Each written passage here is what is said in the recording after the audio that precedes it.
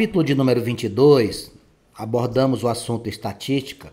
Tivemos a oportunidade de trabalhar o conhecimento de alguns conceitos, a apresentação de alguns gráficos estatísticos e comentamos para você qual era a principal finalidade da estatística. O que é que a estatística é? Estatística nada mais é do que um ramo da matemática que vai juntar, vai aglomerar um conjunto de métodos de pesquisa, um conjunto de técnicas que permitam analisar variáveis, analisar dados, analisar tendências, verificar através de pesquisas e estudos algumas informações que são relevantes. É tão importante esse trabalho que nós temos no Brasil uma instituição vinculada ao governo federal chamada IBGE, que a cada 10 anos faz um levantamento estatístico das condições socioeconômicas do país. Através dessas informações estatísticas, o IBGE fornece às autoridades governamentais uma fotografia de como se encontra o país, mostrando as características da população, o aumento populacional, a população que se encontra no campo, nas cidades, a condição socioeconômica, o aspecto de trabalho, a ocupação no mercado por parte dos homens, das mulheres, por parte dos negros, por parte daqueles que não são negros, dos brancos, dos pardos, ocupação de cargos gerenciais por parte de homens e mulheres, enfim.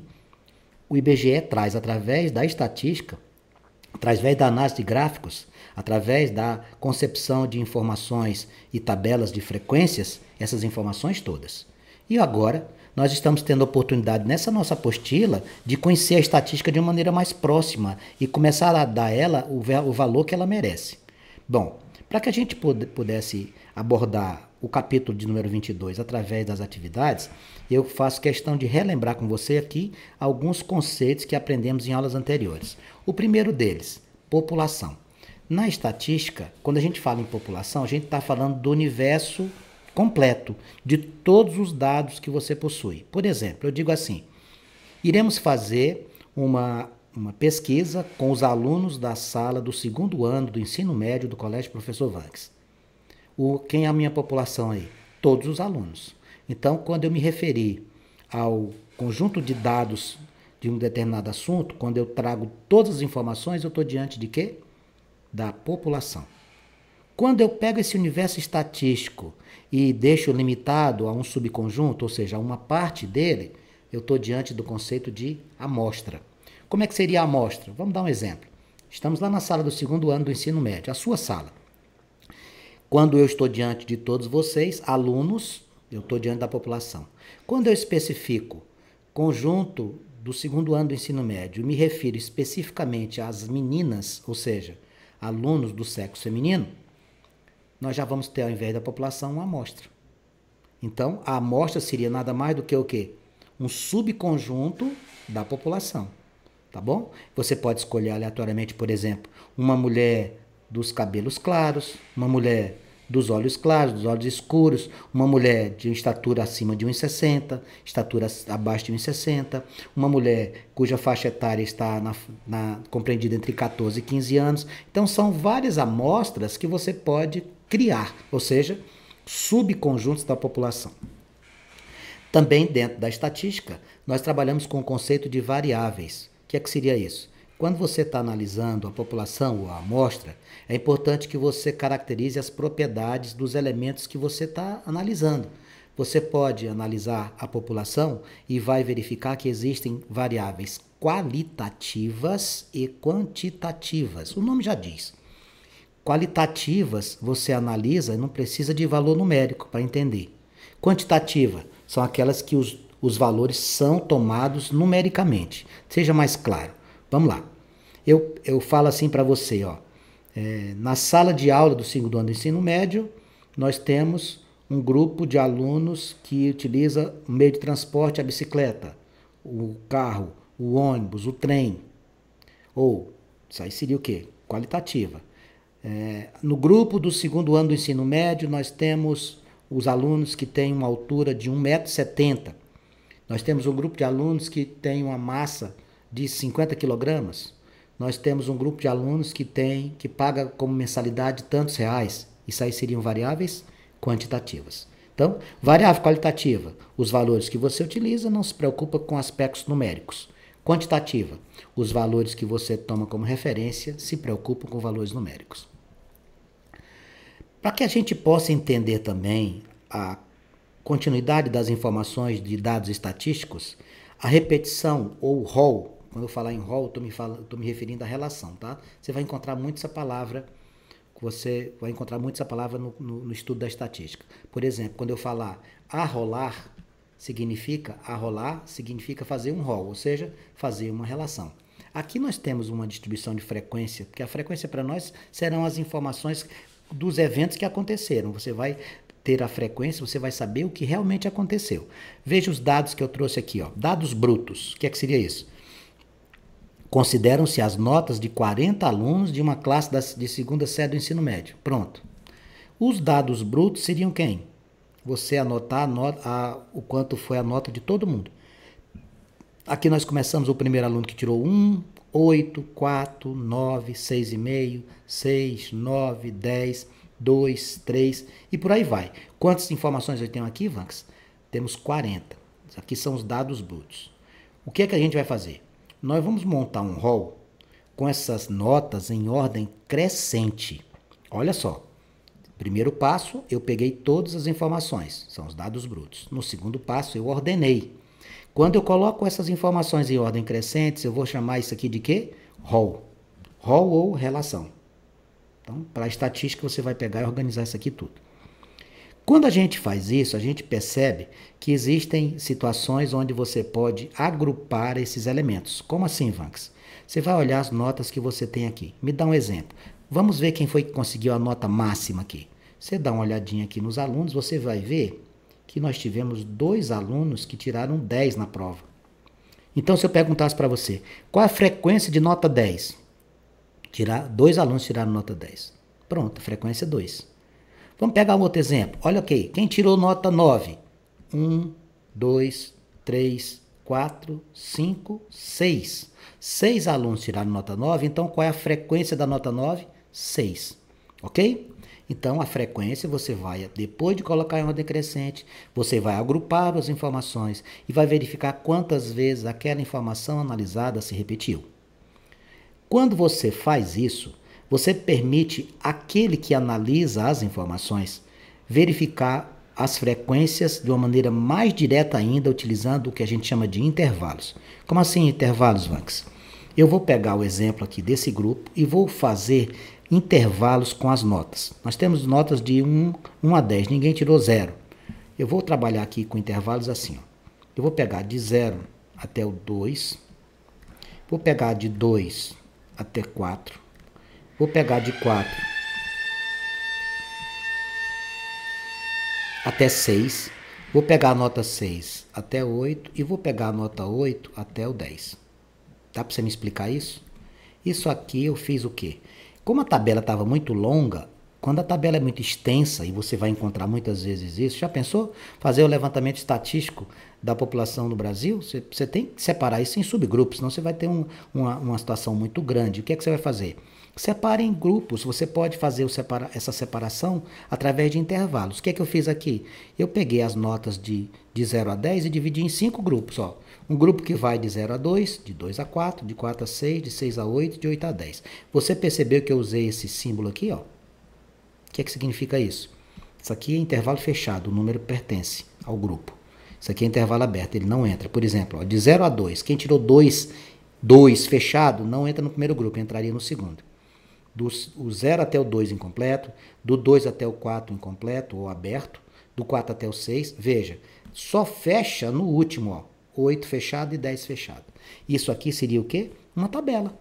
Ó, olha aqui, essas informações que nós temos aqui, olha só como a tabela ficou enxuta. Eu dividi aqui, ó. Quantas notas tem de 0 a 2? Quantas notas tem? Olha aqui, ó. Tá vendo? Temos quantas notas aqui? Temos 2. Quantas notas tem de 2 a 4? Aqui, aqui e aqui. O 4 não entra. Quantas nós temos aqui? Nós temos 4 notas, Vanks, tá vendo? Ó? De 4 até o 6, quantos tem? De 4 até o 6. As notas de 4 até o 6 seria aqui, ó. 1, 2, 3, 4. O 6 não entra. Aí você ia pegar esses números, ó. 3, 4, 6 e o de baixo. Mais 2, 8. Tá vendo aqui, ó? Eu separei em grupos para poder, nessa tabela de frequência, dar uma enxugada naquelas informações. Uma tabela que era enorme, com muitos itens, eu consegui enxugá-las e deixei essa tabela de distribuição de frequência com intervalos. Esses intervalos, nós vamos chamá-los de intervalos de classes. Intervalos de classes. É assim que nós vamos nos referir a essa galera organizada separadamente. Dentre os gráficos que nós apresentamos para você ontem, eu vou mostrar de novo aqui essa relação de gráficos. Eu trouxe aqui para você o histograma. O que é o histograma? Histograma você tem basicamente a representação de retângulos, tá? Você coloca esses retângulos verticalmente e aqui, por exemplo, você já entende, ó, nota de 0 a 1, 1. Nota entre 1 e 2, 2. Nota entre 2 e 3, 2. Nota entre 6 e 7, 8. Notas entre 9 e 10, 3. Consegue visualizar? Eu faço dois eixos aqui na vertical de frequência aqui de notas e eu consigo representar isso. Como é o nome disso aqui? Histograma. Outra maneira de você representar isso, você poderia trabalhar desta maneira, como eu estou colocando aqui. Você pegar a quantidade de frequências que você tem, comparar com graus, para fazer a distribuição em 360 graus, que aqui a gente chama de gráfico de setores, e trabalhar com porcentagem ou percentuais. Veja que interessante. Eu posso pegar os valores que estão aqui, a quantidade total, se eu trabalho em graus, seria 360 graus. E em porcentagem, 100%. Então eu tenho 40 aqui, ó, tá vendo? Ó? 40, você vai montar assim, ó.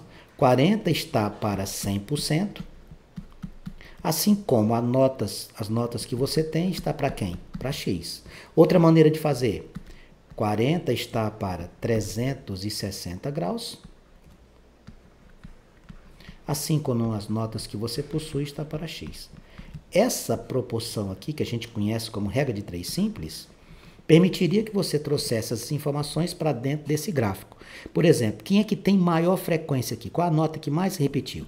Quem tem mais frequência, a frequência mais elevada, seriam as notas compreendidas entre 6 e 7. Entre 6 e 7, você tem 8. Vamos fazer aqui um exemplo. Ó. 40 está para 100%.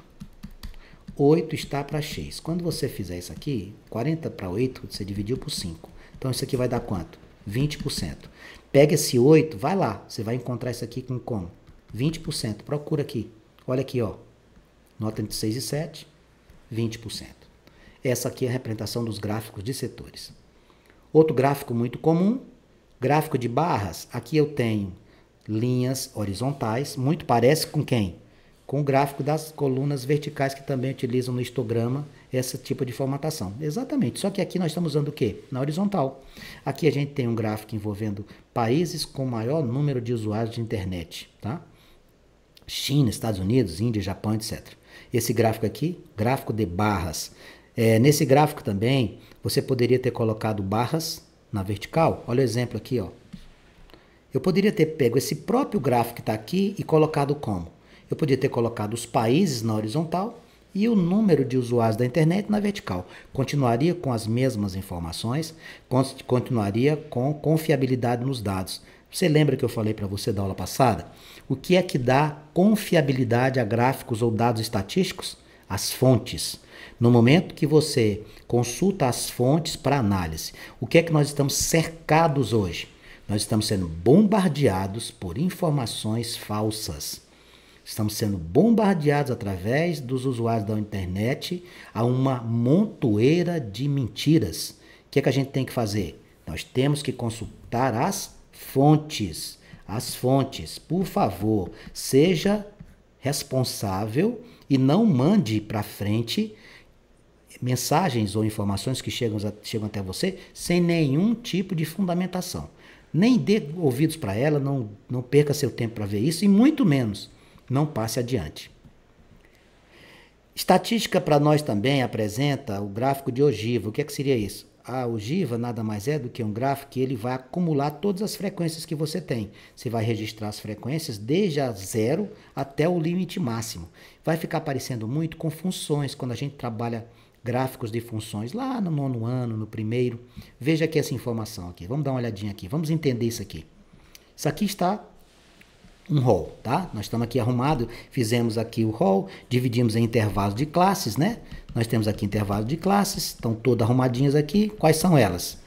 De 30 até 40 aconteceu 3 vezes, de 40 até 50, 5 vezes, de 50 a 60, 80, etc. O que você vai pegar fazer com esses números? Você vai transcrevê-lo para um gráfico. Olha aqui, ó. Vai marcando os pontos e depois você traça. O que você pode chegar à conclusão aqui nesse gráfico de ogiva? Neste caso aqui, que foi uma crescente, né? Ó, nós estamos vendo aqui que aconteceu uma crescente da distribuição que a gente tem a fazer aqui. Bom, isso aqui foi o que a gente trabalhou nas aulas anteriores. O que a gente precisa fazer nesse momento agora é te apresentar um gráfico chamado pictograma, que eu não mostrei para você na aula passada, e depois partir para os exercícios. Como é o nome do gráfico, Vanks? Pictograma. O que é isso, Vanks? É um gráfico muito legal, muito interessante, que é aquele gráfico que a gente utiliza figuras para mostrar alguma coisa, tá? Por exemplo, esse gráfico muito triste aqui, ó, acidentes de avião. O autor pega, coloca os modelos aqui, ó, nesse eixo, tá vendo? Quem tem mais acidentes é o DC-10. Então, quando você for viajar, que você vê esse tal de DC-10, você fica esperto. E aí ele coloca aqui como pictograma uma foto de um avião. Esse Fokker 100, eu me lembro muito dele com relação aos acidentes que nós tínhamos aqui no Brasil. Nós tivemos acidentes com aviões da TAM que utilizavam esse tipo de aeronave. Bom, casos de vazamento de óleo. O que é que ele fez aqui? Ele colocou uma estrutura aqui que mostra um recipiente que permite, por exemplo, a vazão de combustível, né? Vazão de petróleo. Então, esses que aparecem fotografias, esses que aparecem desenhos, figuras para ilustrar as informações que você possua de maneira quantitativa, você vai chamar de pictograma, ok? Bom, e isso posto, nós já temos condições de trabalharmos os nossos exercícios. Por gentileza, vá na sua apostila, na página de número 22 e trabalhe comigo. Existem alguns exercícios que você não acredita o grau de dificuldade tão pequeno que é, como esse aqui do Enem. Veja, a cidade de Guarulhos tem o 8º PIB municipal do Brasil, além do maior aeroporto da América do Sul. Em proporção, possui a economia que mais cresce em indústrias, conforme mostra o gráfico. Então tá ali, ó, Brasil, Estado de São Paulo, capital São Paulo e Guarulhos. Guarulhos está ganhando de todo mundo no crescimento industrial. Aí ele diz assim, analisando os dados percentuais do gráfico, qual a diferença? O que é a diferença? A diferença é uma conta de subtração entre o maior e o menor centro em crescimento. Vanks, é isso mesmo que eu estou pensando? Ele quer que eu olhe para o gráfico e faça, através da legenda, uma conta de menos? Exatamente, foi essa a questão do Enem. Qual é o maior que nós temos aqui? O maior índice é o de Guarulhos, 60,52. E o menor é de São Paulo, capital, 3,57. Diferença? Como é que eu faço isso? 60,52 menos 3,57. Por gentileza, não esqueça de colocar vírgula abaixo de vírgula. 7 para 12, 5, vai 1. 6 para 15, 9, vai 1. 4 para 10, 6, vai 1. 1 para 6, 5. 56,95%. Minha resposta seria a letra C. Só isso? Só. Na questão de número 2, ele traz para a gente aqui uma tabela. Você já sabe o que significa isso, né? De 50 até 75, o 75 não participa. De 75 até 100, o 100 fica fora. De 100 até 125, o 125 fica fora, ele vai entrar no próximo, 125 até 150, e do 150 até o 175. Aí ele diz assim, a tabela seguinte informa a quantidade de pessoas que compraram ingressos antecipados em um determinado show, cujos preços eram modificados semanalmente. Tá? Então, ali a coluna esquerda tem o valor do ingresso, compreendido em determinado intervalo, e o número de pessoas que participaram dessa compra. Aqui nós temos um total de 3.600 pessoas que compraram os ingressos. Aí ele pergunta assim, o percentual de pessoas que adquiriram ingresso por menos de 125. Bom, primeira coisa, se ele está pedindo percentual, se ele quer que você trabalhe com porcentagem, o total é 100%. Então, total é 100%. Então, qual vai ser a montagem? 3.600 compradores correspondem a 100%. É assim? Isso. Bom, agora nós vamos ver o que ele pediu. Ele quer que a galera que comprou ingresso por menos de 125. Bom, menos de 125, esse aqui entra? Entra. Entre 50 e 75. 75 e 100 entra? Também. Entre 100 e 125? Também. Esse aqui? Não. Esse aqui já pagou 125, ele quer menos. Esse aqui pagou mais de 125. Então, o que, é que você vai fazer? Você vai pegar esses três aqui e vai somar. 300, 640, 500. Nada, 4, 3 e 6, 9, 9, 5, 14. Então, são 1.540 pessoas que compraram ingressos abaixo de R$125. Então, você vem aqui e coloca 1.540 está para quem? Só um instante. Aqui é 14. 3, 6, 9, 9, 5, 14. Perdão. 1.440 está para X. Vamos multiplicar cruzado. Eu vou ficar com quem? 3.600x igual a 1.440. Você, como multiplicou com zero, acrescenta 2 zeros aqui. Vai ficar 144.000. Meu x vai ser 144.000 dividido por 3.600. Possibilidade de cancelamento de zeros. Cancele 2 zeros. Ficou o que aqui? 1.440 dividido por 36. Amigos, 144 dividido por 36 dá 4. 1.440 vai dar quanto? 40. Então, a minha resposta, o percentual de pessoas que adquiriram ingresso por menos de R$125, 40%, eu vou marcar a letra A na questão de número 2. Na questão de número 3 da Universidade Federal lá do Paraná, o autor diz assim: o Centro de Estudos, Resposta e Tratamento de Incidentes de Segurança no Brasil é responsável por tratar incidentes de segurança em computadores e redes conectadas à internet. A tabela abaixo apresenta o número de mensagens não solicitadas, ou seja, os spams, notificadas no ano de 2015 por trimestre. Qual dos gráficos representa os dados dessa tabela? Meus caros amigos, o que é que a gente vai ter que fazer? Infelizmente, essa questão aqui, ela exige de nós a somatória, porque ele está trabalhando aqui com porcentagem, né? Ele está dizendo aqui para nós a situação de várias notificações. Como eu estou trabalhando aqui em porcentagem, tá vendo? Tudo é porcentagem, ó. Então, o que você vai fazer? O seu total é quanto? 100%. Então, qual é o primeiro passo? O primeiro passo vai ser você somar todo mundo. Ó, você vai ter que somar isso aqui. Vamos fazer essa continha aqui rápida. Deixa eu pegar aqui e fazer para você. 135, 335. 171, 523. 154, 866. 249, 743. Bom, quando eu faço esse cálculo, eu vou encontrar 711.467 notificações. 711.467 notificações. Isso aqui corresponde a quê, caros amigos? Aqui corresponde a 100%. Vanx, o que você vai fazer? Muito simples, meus amigos. Preste atenção. Você vai calcular com os trimestres aqui. Torça para que seja o primeiro, mas pode ser que você tenha que fazer todo mundo. Se você acertar o primeiro e não tiver uma opção diferente, você já mata logo na questão inicial. Então, a primeira coisa que eu vou fazer aqui, ó, o segundo passo, eu vou fazer na sequência. Qual o primeiro trimestre que aparece lá? É o quarto, que é o que tem de menor quantidade. Então, vamos aqui. 711.467 corresponde a 100%. Quarto trimestre aqui tem quanto? 135.335 corresponderá a quem? A X. Como é que vai ficar essa conta? 711.467x vai ser igual a 135.335 mais 2 zeros.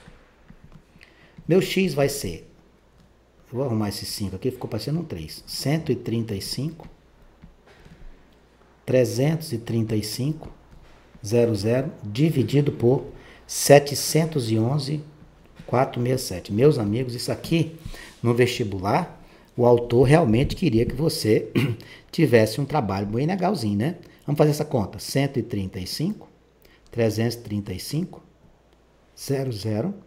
Vamos dividir por 711.467. Quando eu fizer essa divisão, eu vou encontrar 19%. 19%. Vamos nas alternativas? Será que existe mais de uma alternativa que diga que no quarto trimestre é 19%? Vamos ver a letra A. A letra A diz que é 13%, está fora. A letra B, 13%, fora. A letra C, 17%, fora. A letra D, 19%. Oh, maravilha. A letra D, a resposta aqui, ó. A letra E disse que era 11%. Então, resposta à questão número 3. Qual foi o procedimento? Somei todo mundo e chamei de 100%. Peguei o quarto trimestre e fiz a proporção de porcentagem. Infelizmente, iria ser mais trabalhoso se ele tivesse, por exemplo, colocado mais um 19%. Aí, se tivesse mais de um 19%, o que você faria? Aí você partiria para o cálculo do terceiro trimestre e até encontrar a alternativa. Na questão número 4, nós temos aqui um gráfico. Veja esse gráfico aqui, que interessante. Aqui ele coloca a nota do PISA. O que é a nota do PISA? Que é a nota com relação ao rendimento escolar. Tá? E aqui ele coloca horas de estudo.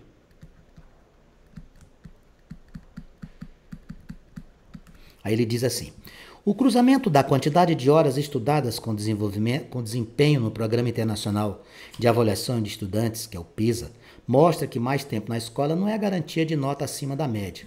Isso aqui é uma informação muito importante, porque eu vejo muitas vezes algumas instituições escolares defenderem que ficar diuturnamente na escola é o ideal. Não vejo assim. Porque quando eu estou falando como educador, dependendo da quantidade de horas, se ela não foi uma quantidade de horas que você realmente se dedicou, não adianta passar 24 horas, não adianta. Vamos pegar um exemplo aqui. Você pega uma tarde para estudar. Você tem lá das 13 às 17, 4 horas. Se você, nestas 4 horas que você se disponibiliza a estudar, você fica ouvindo música, celular ligado, o WhatsApp chegando informações, o Facebook te chamando, o Instagram te chamando, essas 4 horas não tem nenhuma eficiência. É melhor você desligar o seu celular, desligar o seu computador, ou usar o computador para estudar durante 1 hora que seja eficiente do que 4 horas desta forma. Levanta, senta, deita, dorme, acorda, vai à geladeira, cozinha. Isso não existe. Então, o que é que eu quero dizer? Que não existe essa relação de quantidade de tempo. O que existe a relação é tempo bem aproveitado. Aí sim. Não adianta você ficar aqui comigo na escola de manhã à tarde, direto, das 7 da manhã às 7 da noite, se você não está se dedicando. É preferível que você fique na escola o intervalo de tempo necessário e que no pós-aula você faça a sua parte. Isso serve como uma dica aqui desse seu velho amigo professor de tantos anos. Vamos lá. A questão diz assim: o cruzamento da quantidade de horas estudadas com desempenho no Programa Internacional de Avaliação de Estudantes, o PISA, mostra que mais tempo na escola não é garantia de nota acima da média. Dos países com nota abaixo da média, notas abaixo da média. Então, tu já vai pegar nessa população uma amostra. Quem seriam os países com nota abaixo da média? Se você pegar no próprio gráfico, os países com nota abaixo da média já separa e coloca a notação para facilitar a sua vida. Quem seriam eles aí? Vamos lá? Rússia, vai olhando no gráfico. Portugal, México, quem mais que dá pra gente ver aí? Itália, acabou, Van? Senão tem mais um, olha lá, Israel. Bom, desses aqui, ele diz, qual é o que apresenta maior quantidade de horas de estudo? Bom, você vai comparar esses aqui e vai ver quem tem maior quantidade de horas. Então, dentre esses aqui, procure. Ó, o horário de estudo está na horizontal. Quem é que está mais à direita? Quem está mais à direita seria quem? Israel. Então, a resposta para nós seria a letra C. Veja só, num primeiro momento, eu peguei os que estavam abaixo da média. Eu peguei só essa galera daqui para baixo. E dentre eles, quem é que tem maior quantidade? É quem está mais à direita no gráfico. Quando eu estou no plano cartesiano, quanto mais à direita, maior o seu número. Resposta à questão de número 4, letra C. E a questão de número 5, essa questão de número 5, ela fecha a nossa sequência de questões, diz assim, outra do Enem. 5 empresas de gêneros alimentícios encontram-se à venda. O empresário, almejando ampliar os seus investimentos, deseja comprar uma dessas empresas. Para escolher qual delas irá comprar, analisa o lucro em milhões de reais de cada uma delas em função do seu tempo de existência, decidindo comprar a empresa que apresente o maior lucro. É lógico, você vai comprar uma empresa que te dê o maior lucro médio, porque se você vai comprar, você procura ganhar mais. O quadro apresenta o lucro em milhões durante determinado intervalo de tempo. Aí ele pergunta o seguinte, dentre essas 5 empresas, qual foi a que o empresário decidiu comprar? Meus amigos, preste atenção aqui. Você tem uma planilha com as empresas, o lucro delas e o tempo que passou para conseguir isso. Se você olhar direto aqui, quem é que deu mais lucro aqui? 25. Aí você pega e marca a letra H. Não faça isso. Porque você não pode analisar de maneira isolada. Você tem que analisar os dois aspectos, o tempo e o lucro. Qual é a condição que você vai fazer, Vanks? É muito fácil. Você vai pegar esse lucro e vai dividir pelo tempo. Aí você vê o lucro anual. Olha só que legal. A média. Ah, entendi. Eu vou fazer aqui, ó. 24 dividido por 3 dá 8. 24 dividido por 2 dá 12. Ó, a empresa G foi melhor do que a F. 25 dividido por 10, 2,5 dá 10. 15 dividido por 1,5 dá 10. 9 dividido por 1,5 dá 6. Olha aqui, ó. O fato de ter tido um lucro de 25 milhões não significa que essa empresa H é mais rentável. Por quê? Porque a média dela é 10. Quem é a melhor média, Vanks? A melhor média é 12. Essa é a melhor média. Quem é essa empresa? A empresa G. Eu vou marcar para a nossa resposta a letra B de bola.